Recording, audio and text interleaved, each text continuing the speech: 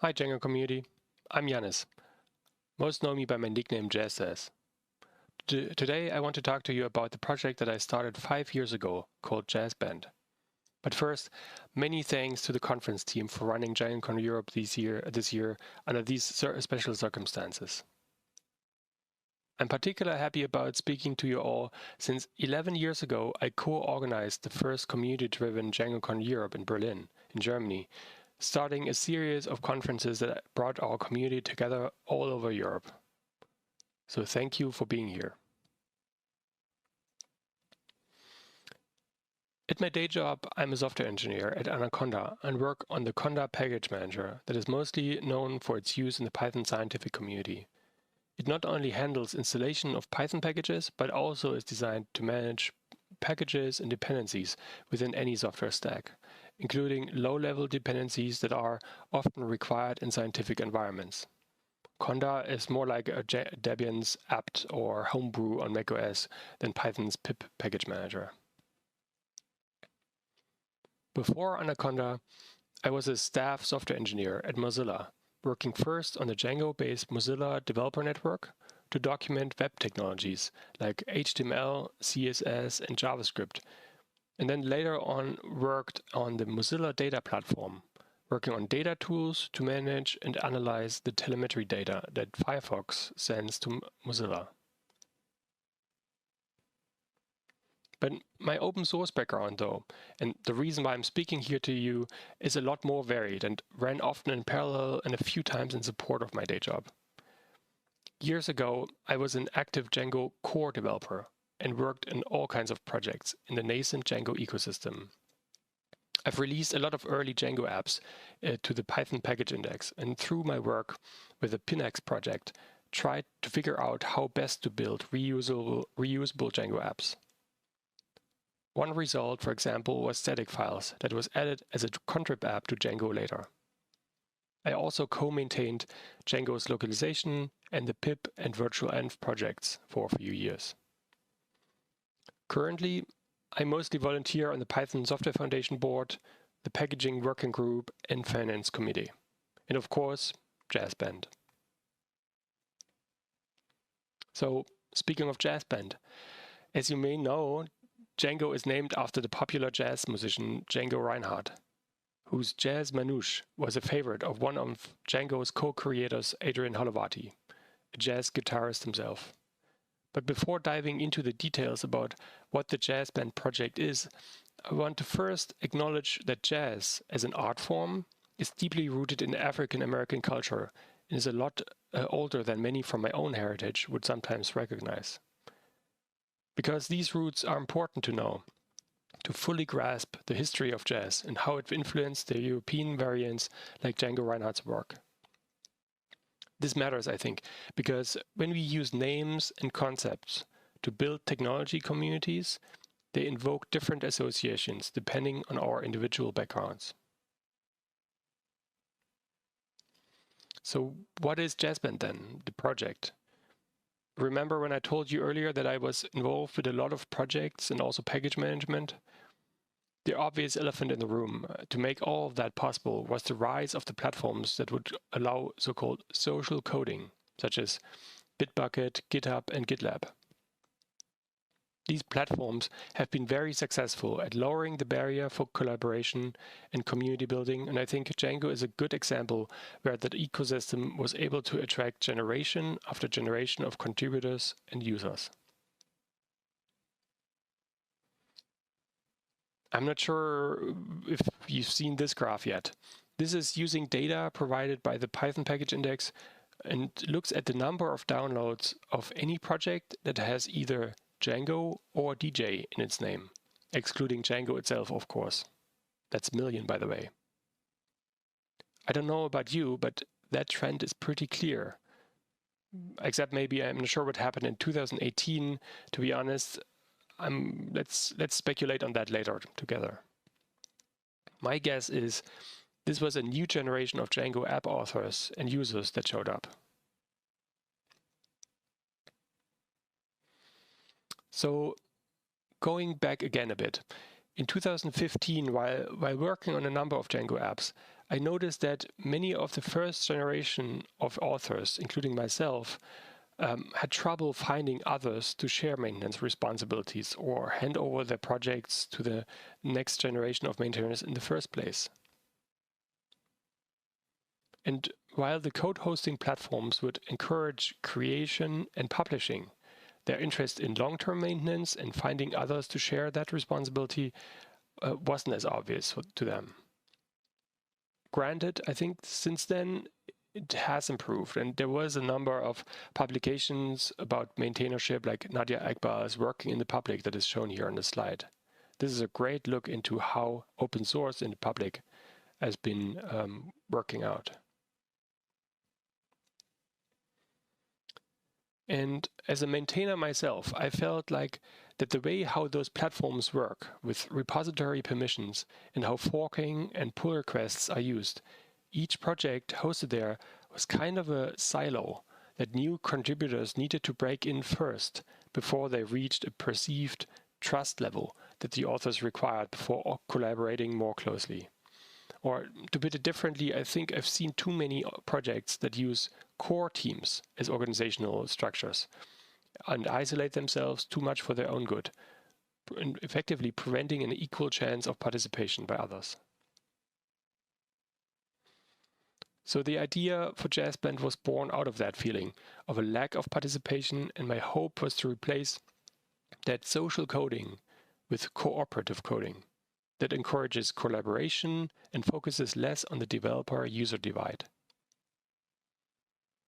One way to work towards that goal is to further reduce the barrier of entry.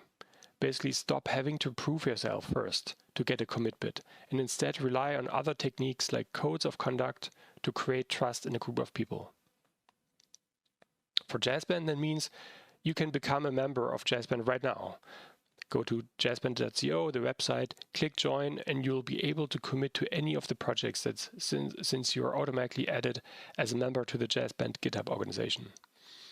Actually, let me show you this real quick, how it works, so it's easier to understand.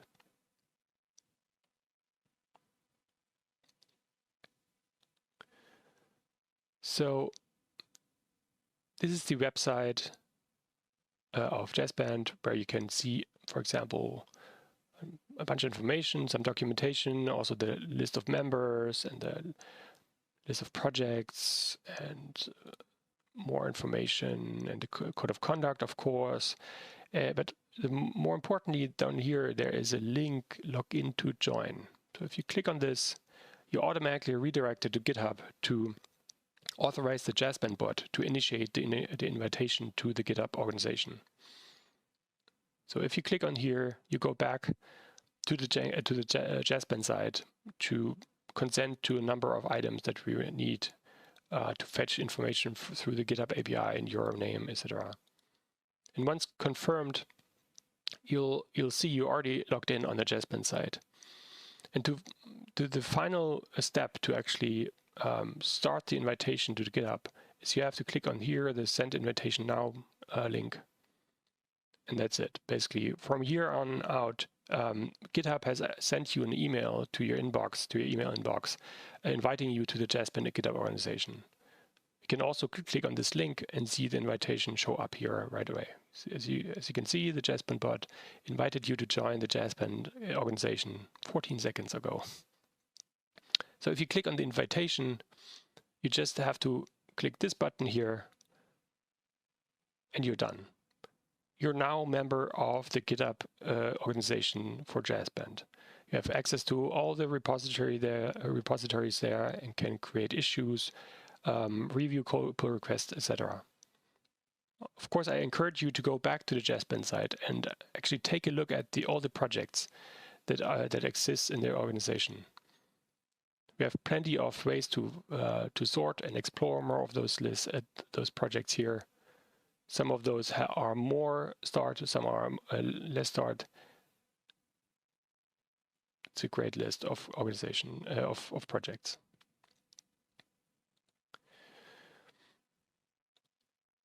So you see, joining and starting to participate and review that pull request that you've been waiting on is straightforward.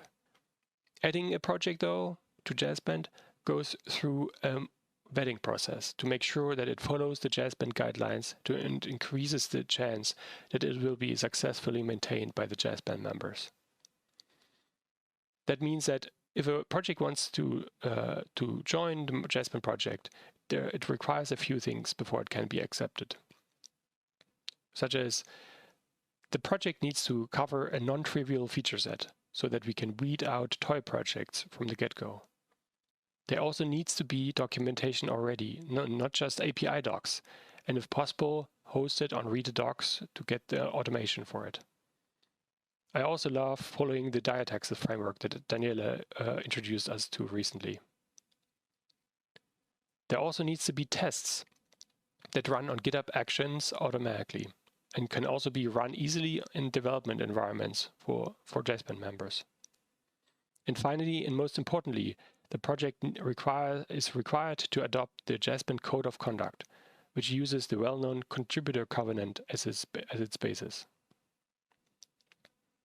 There are usually other small things that will be noticed during review of the project proposals, such as one example recently where a proposed project was using a license that wasn't approved by the open source initiative, which alone could reduce the chance for interest in maintenance by the community drastically.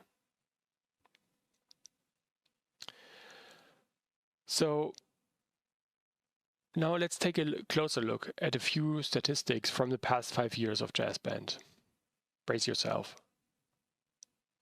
Let's take a first look at the members. Jazzband has currently a bit more than 900 members, but over the years we actually had in total close to 1,400 unique members.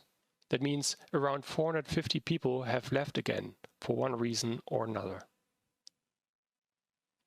Jazzband has also currently 54 projects currently, and over the past years we had in total 65. 20 projects, on the other hand, are currently being proposed to be transferred to Jazzband. 57 of our members are currently acting as project leads, many in multiple projects at the same time.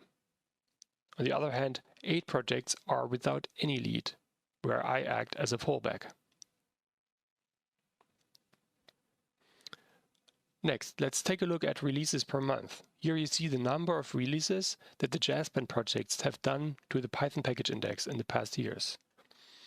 As you can see, it's been growing year over year and shows that with increase of number of projects, we also see an continued activity once they're transferred to Jazzband. That's important to know to make sure that those projects are receiving the maintenance that they need. Now let's take a look at activity. 160 people pushed in total 6,000 commits over the past years to Jazzband projects.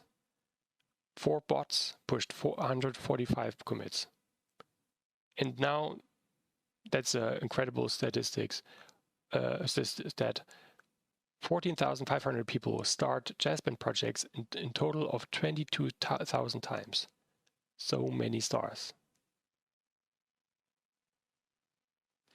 Let's take a look at issues. 2,000 people opened 3,000 new issues. And in total, 4,000 people commented 17,000 times. That's a lot of comments. 600 people closed 2,500 issues, which means that we are currently having a surplus of issues. Let's take a look at pull requests. Over the past years, 1,000 people created in total 3,000 pull requests in all the Jazzband projects. And 300 people commented on those pull requests 3,000 times, which means both comments as well as code review comments. 270 people closed 3,500 pull requests, which is a good indicator because that means that more pull requests were closed than opened. And again, the bots opened in total 600 pull requests, and 4 of those bots closed 200 pull requests again. Okay, I know this is a lot of data and a lot of numbers. I'm sorry, this was maybe too much. But as you can see, there's a lot going on in Jazzband projects, and you're probably wondering, how do we make sure there's no abuse or other malicious behavior? The security of digital infrastructure has been in the news recently, and I think it's a pretty serious thing. Jazzband uses a number of ways to prevent things like that, like well-documented mechanisms to report code of conduct issues, security best practices, and other technical abilities to enforce the code of conduct in the most extreme of violations. But the central part is treating the Git repos as just an intermediate step for the software that people will actually use in the end through the Python package index. Jazzband project releases go through a verification process because of that, before reaching the Python package index. That's a responsibility of the project leads that I mentioned earlier. That works well because the majority of the time spent on maintenance of those projects is work on bug fixes and features, which is to say coding and code review. Releases, on the other hand, very rarely happen. So it's totally okay to have that as a separate step to review them. Those project leads don't have any other increased privileges and are determined during the proposal and onboarding process for projects that are moved to the Jazzband organization. And for the transfer to Jazzband, we have the set of guidelines and proposal process to make sure there is enough information to secure the long-term maintenance of the project. It's not always just sunshine, though, to run Jazzband.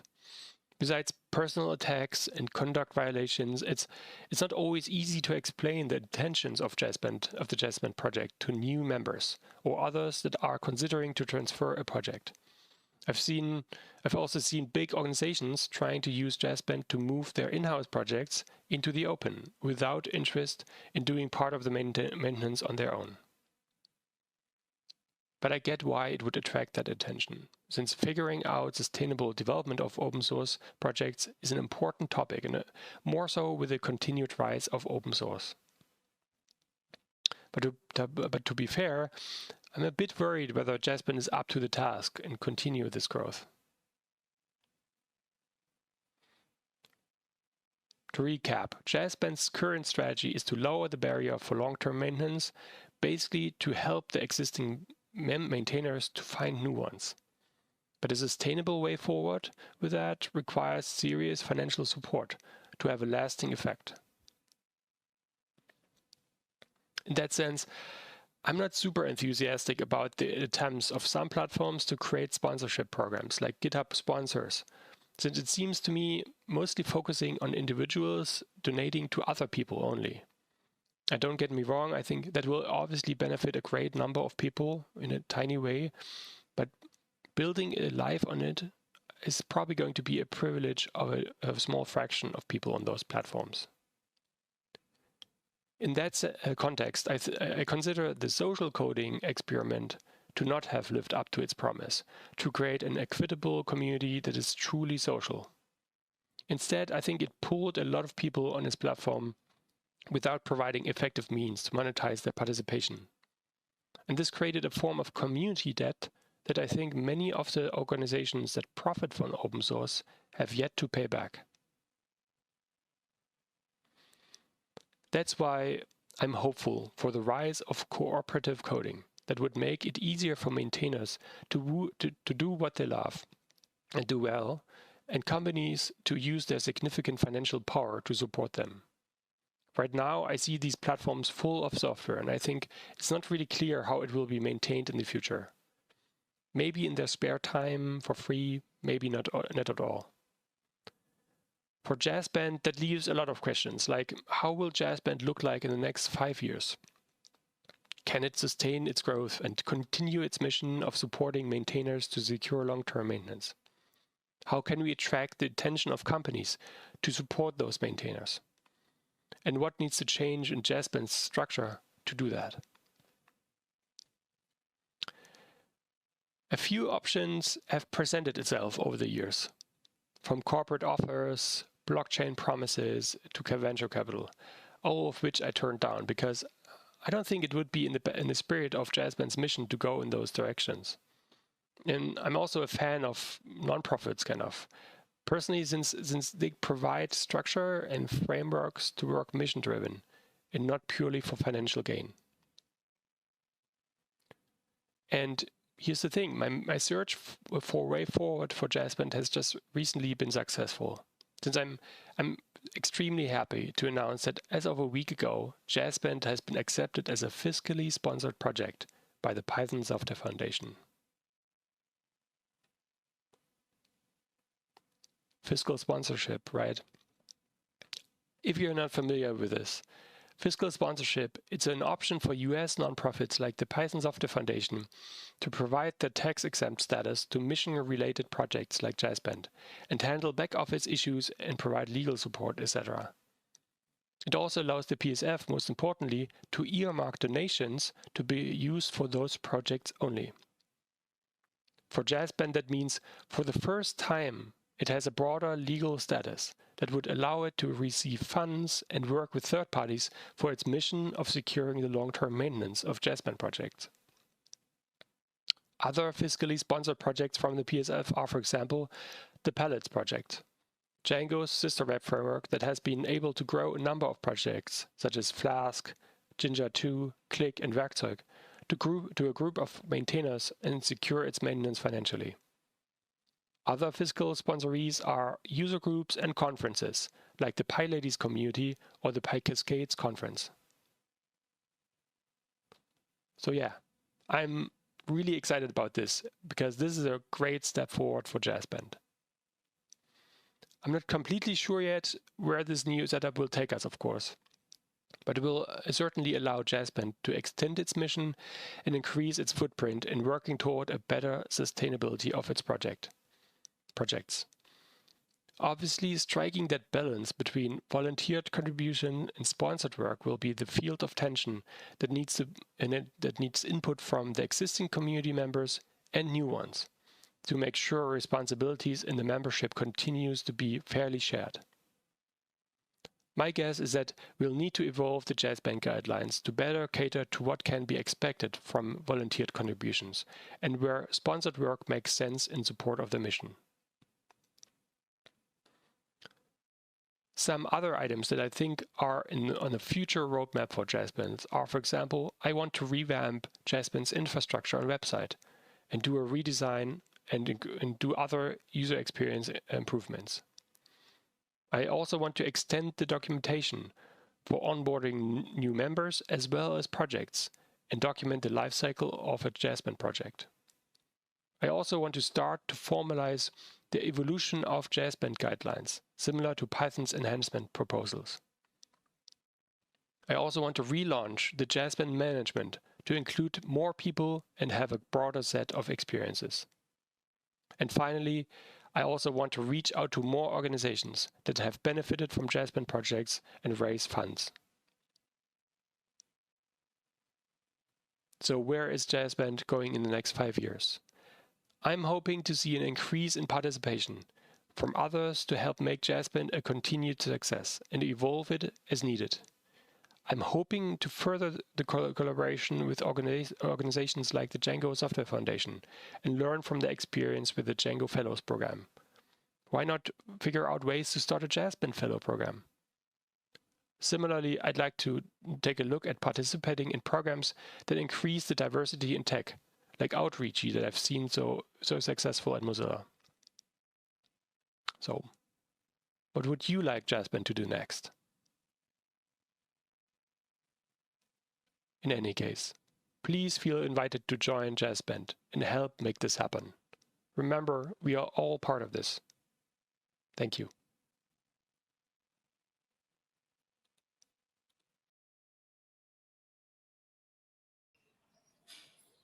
There we go. Okay. Hello. Hey, everyone. Hi. Thanks for all the claps. Appreciate it. Yeah, thanks for the talk. It was very inspiring. I hope so. I wanted to give a longer talk, kind of, but I tried 10 times to record it longer, and it's kind of, yeah. Anyways, so maybe we can actually use the time to discuss a little bit more about this. In case you have questions, shoot. I have, obviously, there's a ton of more things I can talk about what happened over the past 5 years, like the day-to-day of Jazzband. So, yeah. I have a question if you want. Yeah.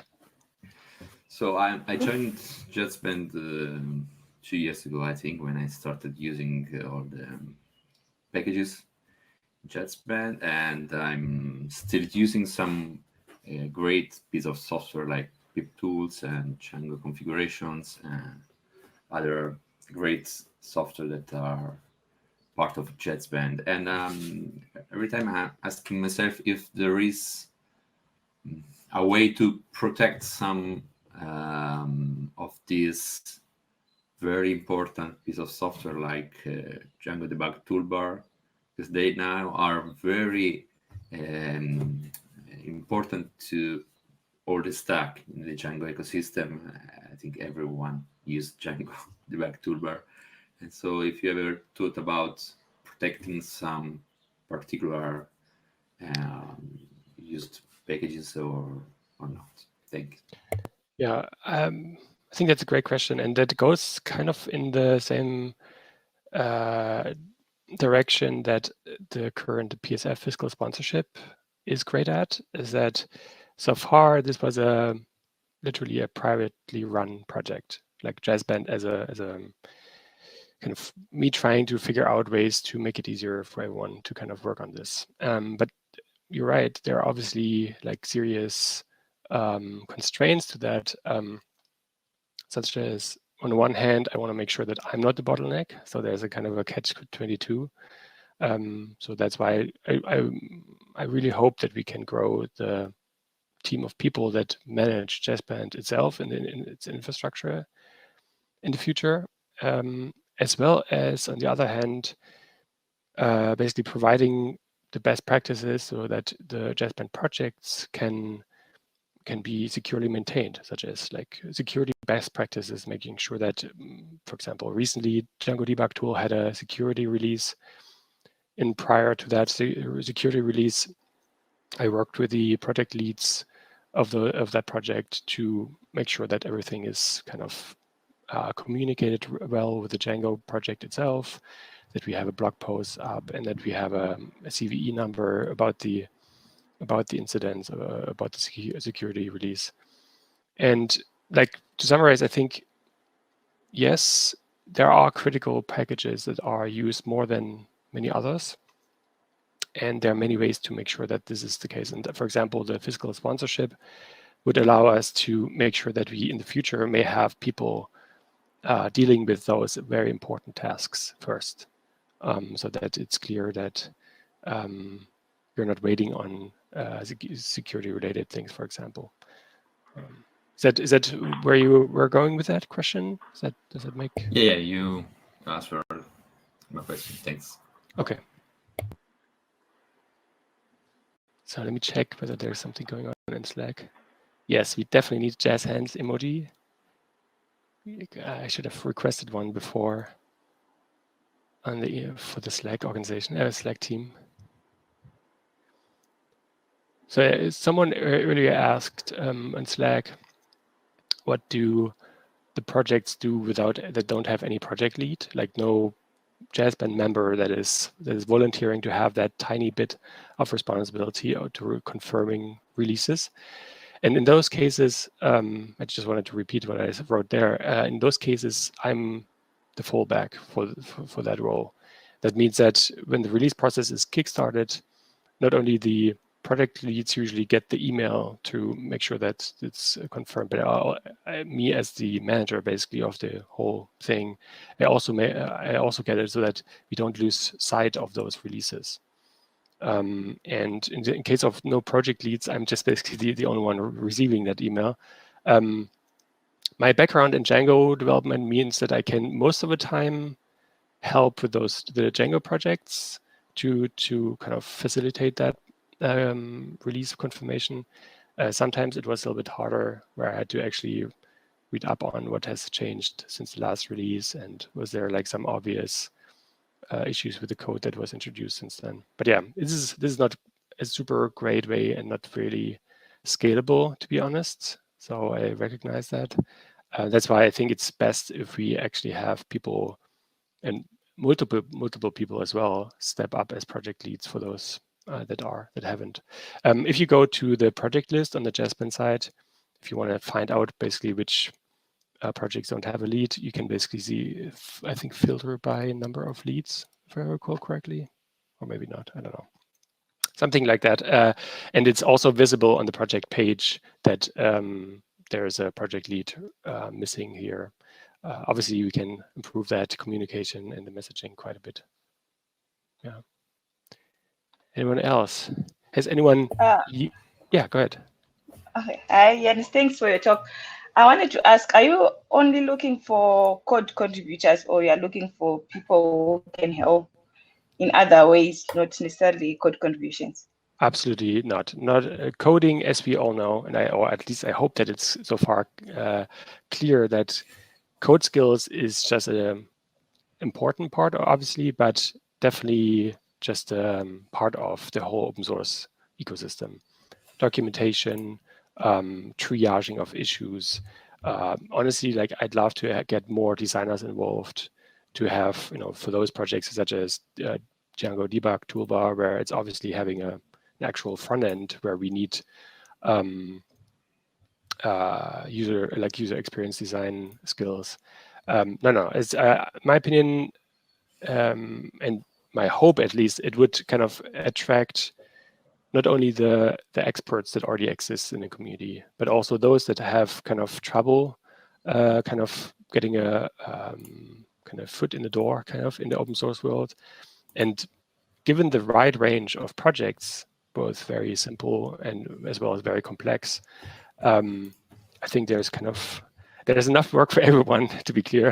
I think that's, but yeah, I hope that explains it. No, I'm especially like to me personally, like having been involved with a big Django documentation refactor years ago, I'm super interested in improving documentation, both for beginners as well as for experts. So yeah. I've got a question. Yeah, go ahead. So I was wondering, could you expand a bit on the nature of like how the Python Software Foundation supports you financially? Like, do they just give you a bunch of money and then you distribute it how you want?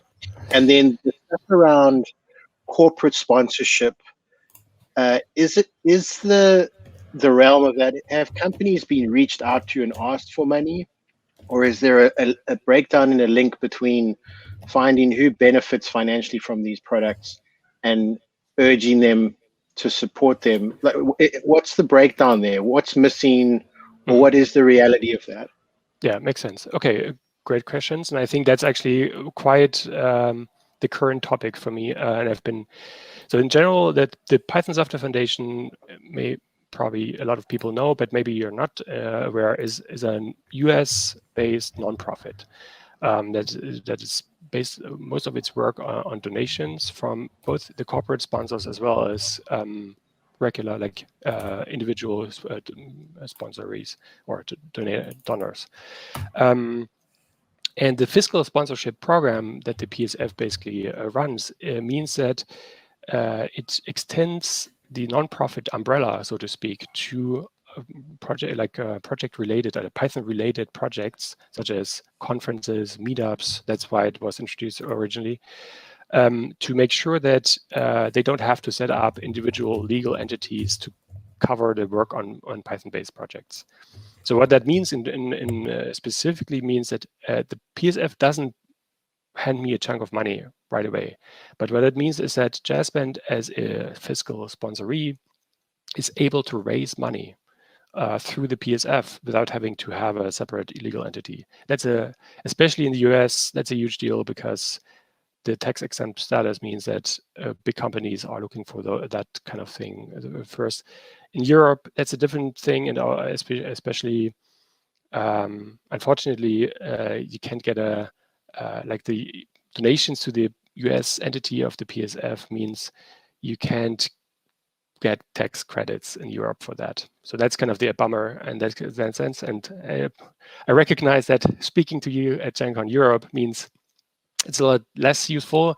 But again, as I mentioned, a good example for how this works, for example, is the pellets projects where Flask and its sister projects are maintained. And they are receiving regular donations from both individuals as well as corporate sponsors. So, and to your second questions, kind of relating to that, absolutely, corporate sponsors are obviously the best friends of open source projects. To be clear, I think there's like individual sponsors can only do so much. It's I think we need to be clear about this and to kind of be realistic about this. But on the other hand, corporate sponsors also profit much more so because they're basing their own projects and commercial success on it. So in my opinion, it's kind of a win-win situation. They can make sure that to support the projects that they're basing their own work on, and at the same time support the continued development of them. And the Jazzband's direction in that regard is a way to start that process for Jazzband. This is not a done deal, kind of. In the past, indeed, a lot of people have reached out to me, hey, how can we support you? And frankly, since I was the legal representation basically of that project, meant that I didn't want to put this on my plate, frankly. Like dealing with sponsor money is and it's all kinds of has all kinds of red tape that if you're an individual, you need to be sure that you're willing to go in that direction. So yeah. So I'm super happy, seriously, even though in the recorded talk I didn't look so happy. I'm seriously happy about that because it means that I, for the first time, I have this legal entity that I can refer people to if they're asking. No, thank you. That's interesting. I didn't really understand the legal complexities of an individual versus an organization. And well, congratulations. It's great. Yeah, and honestly, I can really recommend reaching in case you have other, and for example, DjangoCon Europe would be a good case. I've had the pleasure to kickstart or like collaborate with others to kickstart the Django Association in Germany back in the day when we ran DjangoCon Europe. That was the case where if we would have had the PSF to provide that umbrella, to this legal umbrella, it would have been making much more sense and made it much easier that way. Because I hope that helps. Someone asked, what's your favorite Jazzband package? That's a great idea too. I should have used those ports a little bit more. Damn it. Okay. I do have a question. Yeah, go ahead. So I was wondering a bit more, if you could talk a bit more about the process of transferring a package to Jazzband and to what is the role of a project lead. So I'm going to make this a very concrete question. I'm maintaining a few packages that I'm not doing it well. But some of those packages are directly linked to some of my clients. So could I basically transfer my project to Jazzband if it's accepted, of course, and become the project lead on Jazzband, but then benefit from the help of the Jazzband community to review and merge pull requests that are made to the project that I usually only see 3 weeks later, and things like that. Yeah, it's a very good question, and frankly, kind of hitting the nail on the head. That's a constant struggle to figure this out. So one thing you already mentioned, the guidelines are a very high-level view on what goes in and it makes sense. And I recognize that also, that is based a lot on my own personal experience with maintenance. So, but I really want to stress that to answer this for good, it depends on the project, basically. You would need to sit down, see how it goes, but you becoming a project lead is perfect, makes perfect sense, because what I've seen in the past is that when projects were transferred to Jazzband, is that, for example, some of those projects, the original authors or author did not want to do anything with it anymore. They basically said, okay, I'm done with this. I don't have time for it anymore, for whatever reason. And that's fair.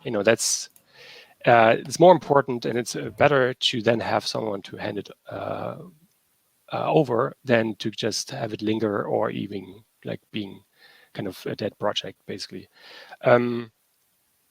So yes, it's easier to have original authors being project leads. What I usually try to have is have a separate person or member of Jazzband in addition to that original author, so that it's kind of a natural progress of communicating with each other, kind of a little bit of forcing the hand of the original author to share why the project was maintained in a certain way, etc. And that's really key, because remember, the intent of Jazzband is to make sure that projects are maintained for long term. And that means kind of carrying forward what past decisions were made and why. So yeah, feel free to open an application, and we can basically review it and see what's going on. Thanks. I will do that this weekend. Yeah, I'm happy to. So yeah, anyone else? Let me see. Someone. Okay, there are no. Okay, a couple of people already said. Hi, Jannis. Yeah, hello. Yeah, hello. Thanks for the talk and thanks for everything you do. It's absolutely inspiring. My question is about new contributors, and people come to Django and they're like, "Can we get started on Django?" And the answer is always yes, right? Of course you can get started, but Django's big and bulky and it can be hard. You know, it's old and there aren't necessarily smaller tickets. And one thing I always say is, well, you know, there are lots of third-party packages which can be a really good place to get started. And I'm kind of always thinking that, looking at Jazzband, thinking maybe there's a kind of tie-in. Maybe there's a way we can have an on-ramp where we kind of advertise Jazzband as part of getting involved in Django as well. And I wonder if you have any kind of thoughts on that, because you know, smaller projects in Jazzband might be an easier first contribution. Yeah, absolutely. And didn't we talk about this last year? I think this is really absolutely dear to my heart, because, you know, remember, that's my own past as well. It's that I stumbled into Django development and did not only Django itself, but also worked on plenty of those other smaller applications. And I think that in a, how should I say this? For the health of Django itself, I think it really matters that we kind of make sure that we can point new contributors to projects that are not as complex as Django itself. And I totally get what you're saying is that the easy pickings are all gone. Kind of, it's the low-hanging fruit, and that's okay. You know, the Django's age is kind of showing, and so yeah, absolutely. I think I've been meaning to find a good way to do this, and frankly, I'd be interested to see whether the Django Software Foundation would be interested to kind of find a good collaboration there. So far, I just I haven't really found a good way to formalize this. I think in the past, the Google Summer of Code was usually a good way to formalize this. Yeah, I'm all ears. If you have suggestions that are okay, fine. Yeah, I'm totally open. Well, I have plenty of ideas and plenty of thoughts, so we can discuss. And I guess we may have talked about it last year, but then the world intervened. I think so. We haven't made much progress in the last 12 months. That's okay. Yeah, I get it. And I'm that's here's the thing. The Jazzband should be able to handle situations such as last year. Frankly, that's kind of the whole point, is that we all have lives. We need to recognize that having a good work-life balance is important, and open source tends to kind of hide that a little bit. Because everyone wants to contribute and be part of something, but it's better if we kind of share that responsibility. It's just as simple as we are much more powerful that way. Entirely. Yeah, I mean, and everybody needs a break, Yes, absolutely. Fine. Thank you. No problem. Let's talk.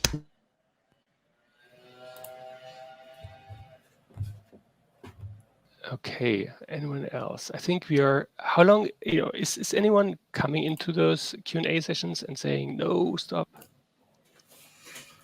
I think we can speak okay. the time we want. Just want to make sure that you're not missing any of the other. When's the next?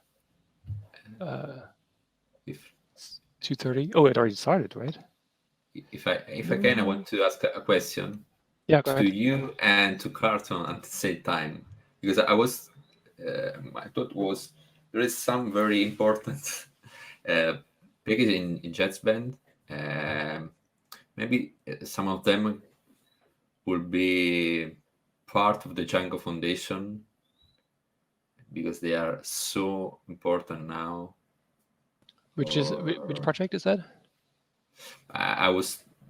Okay, general speaking. Debug toolbar or other very important piece of software. I was also talking about, I don't know, Django Redis, and I saw there is a project now to integrate directly. So I don't know if it's better to don't repeat yourself, to reuse the effort we already put in these packages to, I don't know, protect and in the Django Foundation itself. Carlton, you want to go first? Anna's here as well, so what would I say? We can't pull too much into Django itself, into Django, simply because there isn't the capacity to maintain it within Django. And so one important thing is to keep Django small enough so that within the capacity that the DSF has, Django is maintainable.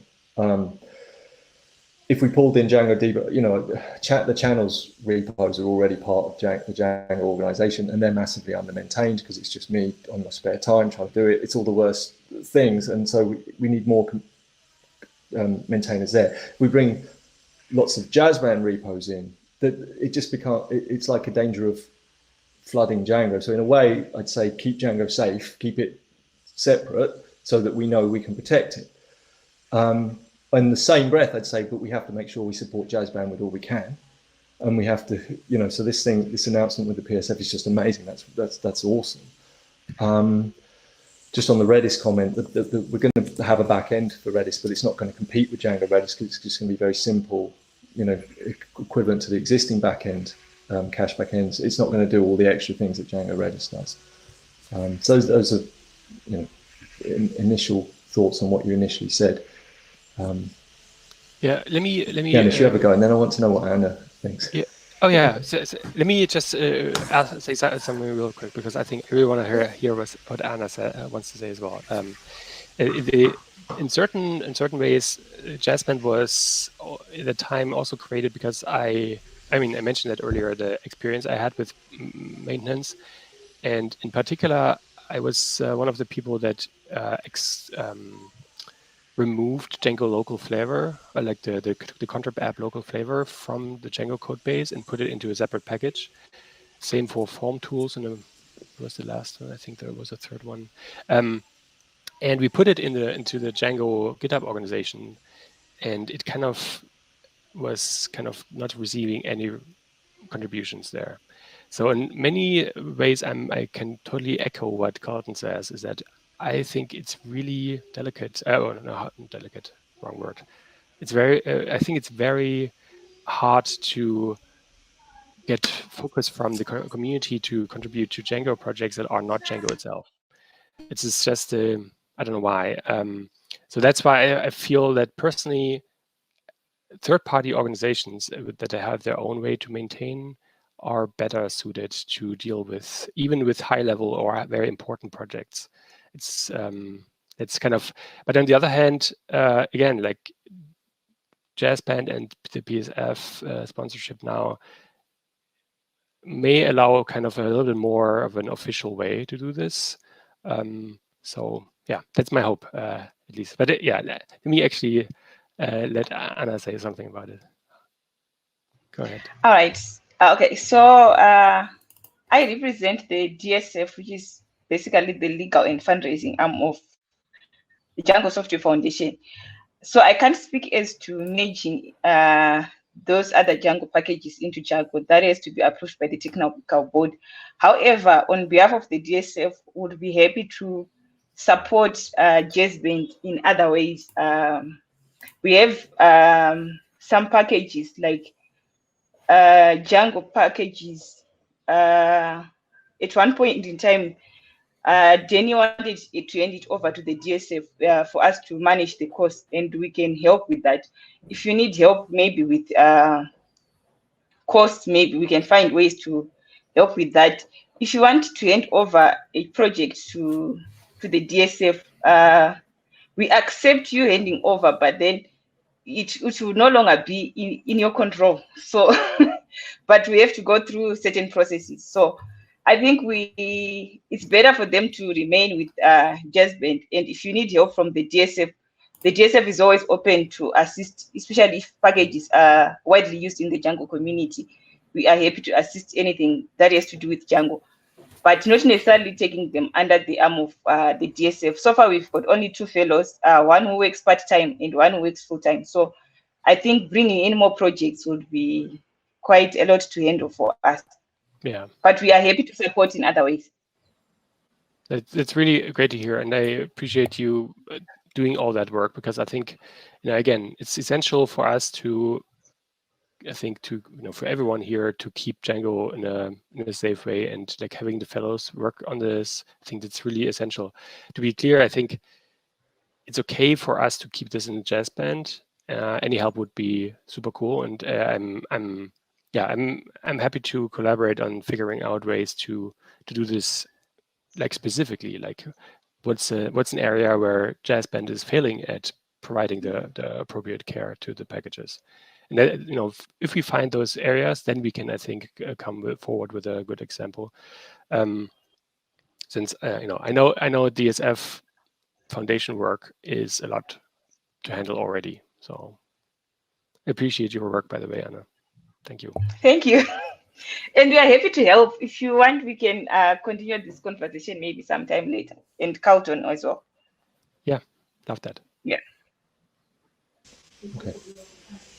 Listen, apologies, I have to run. I'm going to go. Bye-bye. Thank you, Jannis. No problem. Thank you. Bye. Bye. In case, unless anyone has a question. I do have one. Yeah, go ahead. I was wondering, because one of the requirements, even though it's not final, I think, is using the GitHub Actions and some other tools that are baked into GitHub. Does your security policy also involve using the newish security tab on GitHub? So for generating CVEs and all of that, I noticed on your website you have a contact policy for responsible disclosure, but can you speak a bit about that, and if an example that has happened in the past, maybe? Yeah, of course. So this is absolutely, we are, like, especially you're referring to the incident that happened recently around CodeCon. I'm not referring really. I have no idea about any incidents. I'm just curious about it because I'm currently working on a security company, so just wondering. Makes sense.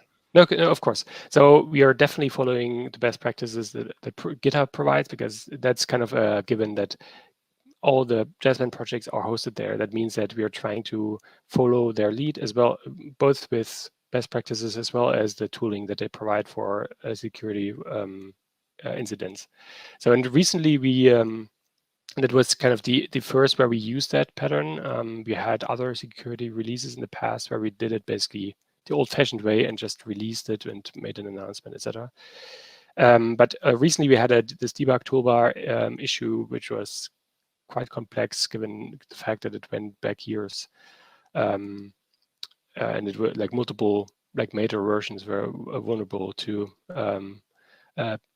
nasty bug. And in those cases, we got a CVE before created the security incident through the regular GitHub functionality, and then worked with the project leads to ship those releases. And that was, in my opinion, that was my first use of that tool chain that GitHub provided, and that was actually quite satisfying to use. And before that, it was basically similarly done, just not using GitHub's own tools. Yeah. Does it make Yeah, thank you. I'd going to check it out because I'm interested in these type of things.